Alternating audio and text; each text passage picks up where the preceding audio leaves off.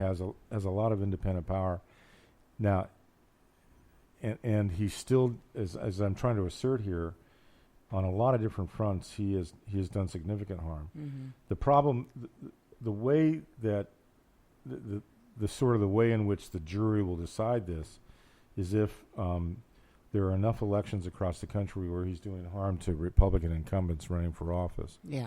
We're going to learn a lot from the midterms. Not just the midterms, but the special election the in Georgia. vote coming up in Georgia. Oh yeah.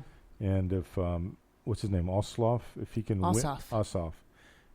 if he takes that, I mean, that hasn't had a Democrat there since Jimmy Carter. Yeah. And so that will scare the hell out of Paul Ryan and the Republican It really will, leadership. because once those red states start going purple, you can kiss the next presidency goodbye. I mean, that's where it happens, is on that level.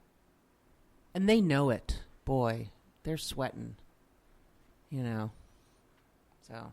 That is true. Well, also taking a look at the first 100 days is our regular contributor, Will Durst.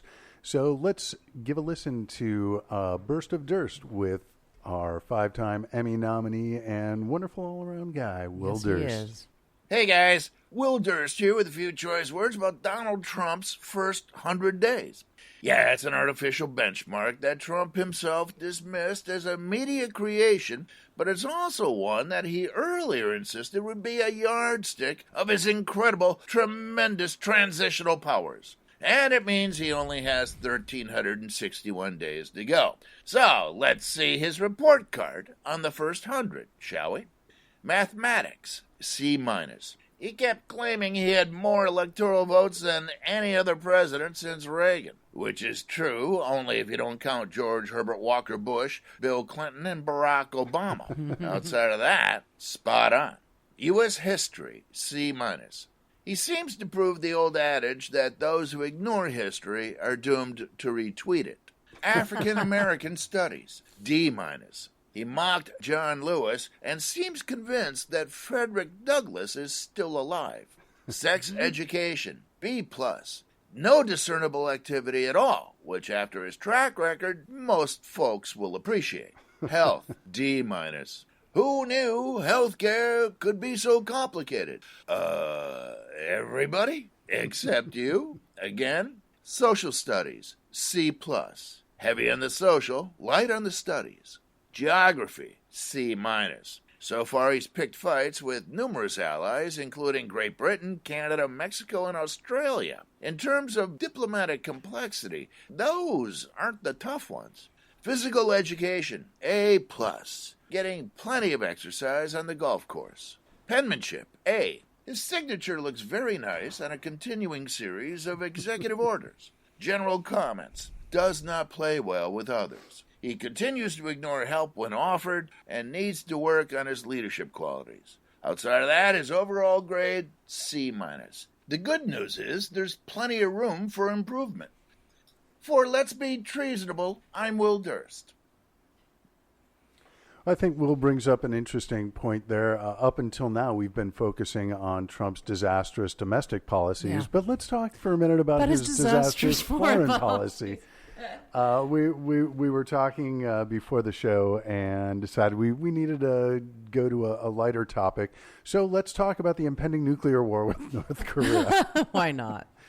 But one of the things we were mentioning, we're all of certain ages, as pretty much anyone is, but we were discussing how of all the things that are coming back from the 80s, the fear of an impending nuclear war was not on the list of, hey, wouldn't it be great if that came back too? I'd settle for parachute pants. I know. It's like I'm back in the dorm at Sarah Lawrence again in my silky parachute pants, dancing and spraying hairspray all over my head and watching The Day After. Good times, yeah, which I never got to see because my parents didn't want my sister. That's the wonderful thing about growing up Jewish in the 70s and 80s. Every Holocaust movie was just it was appointment viewing. The mini series, we were planted on the couch watching the atrocities that were done to our people. the day after, that's a little disturbing. A little close to home. And I guess, Lawrence, Kansas, closer to Chicago than Nazi Germany. But still. That's funny. During the campaign, I saw an interview with him. I don't know if everybody else saw it, but where the question of nuclear usage came up, and he said to the interviewer, it was bizarre. He said, "If we're not going to use them, why do we have them?" I saw that. Yeah. And it goes back to years and years of he doesn't understand, nor did he know about the mutually assured destruction. Yeah, and meaning that that both the stockpiles in the Soviet Union, or Russia now, and the U.S. and other nuclear nations were there to stop the other one from attacking first. And he had no concept about what that really meant. And that may be, for me, one of the most frightening principles under which he's operating. I mean, you've seen that. I think through his interactions with North Korea and China talking about North Korea, he's proven that he still doesn't have a sense of mutually assured destruction. He has no idea. Did you see that picture of him like driving the truck where he's like behind the wheel and doing pretend? That's his whole approach to it. The American military and the arsenal, and he was the one who wanted tanks coming up Pennsylvania Avenue at his inauguration. I mean, he's like a kid in a candy store. He wants to start a war or another war, and that works, I mean, that works for the American capitalist principles. Well, the selling of fear works. Yeah, selling of, but let's get as, that. As I quoted last week, Bobcat Goldthwait said, war is good for the economy because dead guys can't flip burgers. Yeah, right. Yeah. So, that's what, that really is what's scary, is that sort of like little boy on the loose, and he's just going to start lobbing bombs because it's super fun, and they go boom, But what we've seen in this whole ordeal, the 100 days, whether it's domestic or foreign policy, is a re-energizing of a genuine citizens movement. Yes. I mean, one of the best parts of this, I'm a paid hack. I get paid to organize. Mm-hmm. I've been doing it for a lot of years. You know how many demonstrations I organized in the last 100 days? You want to know how many? Somebody get 20. None. Because you don't need to, right? No, it's there's this wonderful book. I think Carl and I have talked about it in the past. It's called The Starfish and the Spider, and it's kind of a management organizing book. Mm-hmm.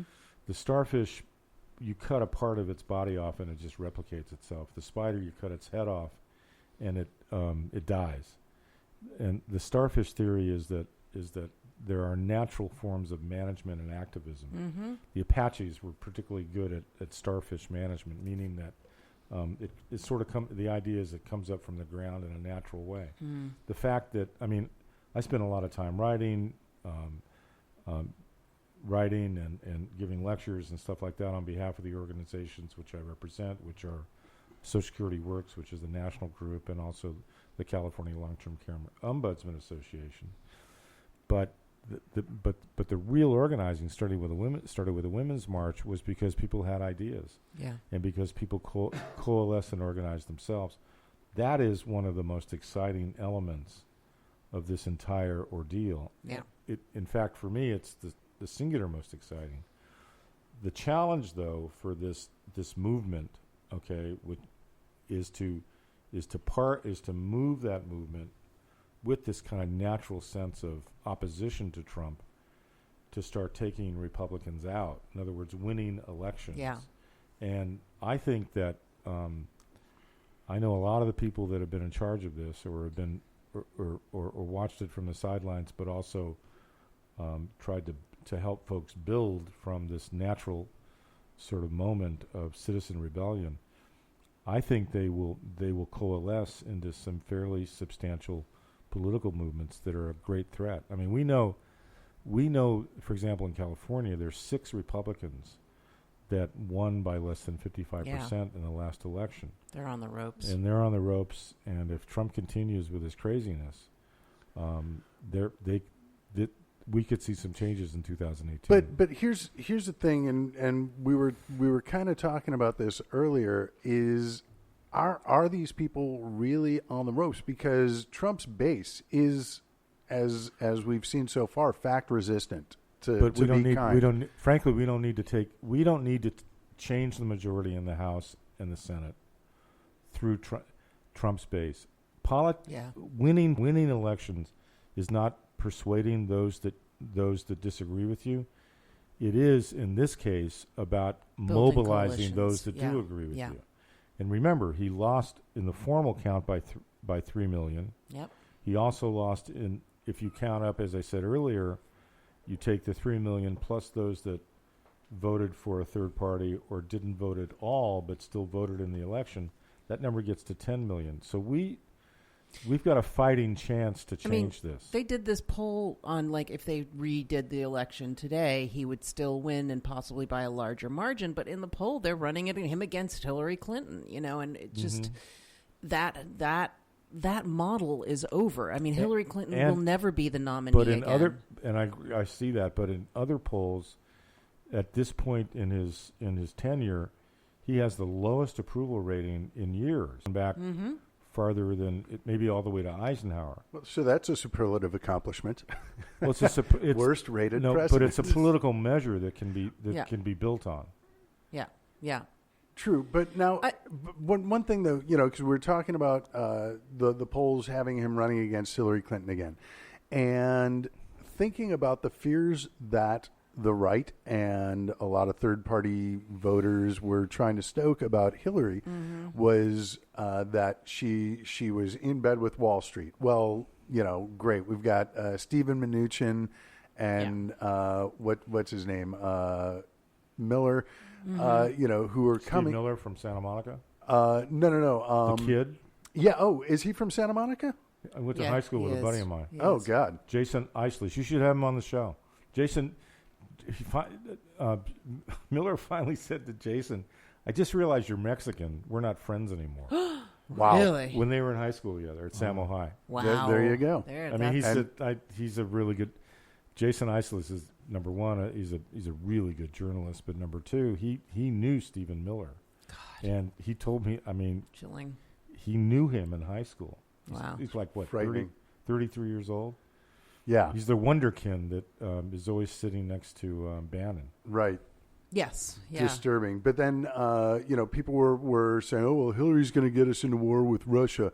Well, that's still not off the table. And now it looks like North Korea is added on. Yeah. So it once again, and I don't know if I'm necessarily looking for answers or just looking at event, but, I don't understand how a hypothetical Hillary could still be worse than in some people's minds than what we've already been witnessing. I just read a really good piece by Andrew Sullivan this morning. I don't know where it was. Maybe it was in Salon, but and sort of just in his way stating what we all sort of have been saying. I think, hopefully on the sidelines, which is, in a way, thank God Trump won, because what it is doing is it's galvanizing the Democratic grassroots. And if Hillary had been elected, who would have been, as we all say, more of the same. And, maybe this is the best possible outcome if he doesn't get us nuked. I mean, if there's still a country to be led, given all the chipping away he's done at environmental protections and blah blah blah, but we needed a paradigm shift, and we're having it now, and it's, in general, that's a very good thing. But you say this is it's causing a shift among the Democrats, but is it really, are we talking about the party faithful? Because it seems like, that it caused a surge in, for lack of a better term, the Bernie-crats. Mm-hmm. But the Bernie-crats are starting to get closer to the Democratic Party. Well, and that's because the question. It's evident that, number one, I mean, you see Bernie is working more closely with Tom Perez, who's the newly elected national chairman, number one. And number two, Hillary's not coming back. No. Hillary. I don't think that's She'll give some speeches. She'll show up when asked, when it's appropriate. But Hillary will not be the next candidate. No. I don't know who will be. I'm kind of pulling for Sherrod Brown myself. But he's Midwest. He's Ohio. He's smart. He's very liberal. but that's my own private opinion.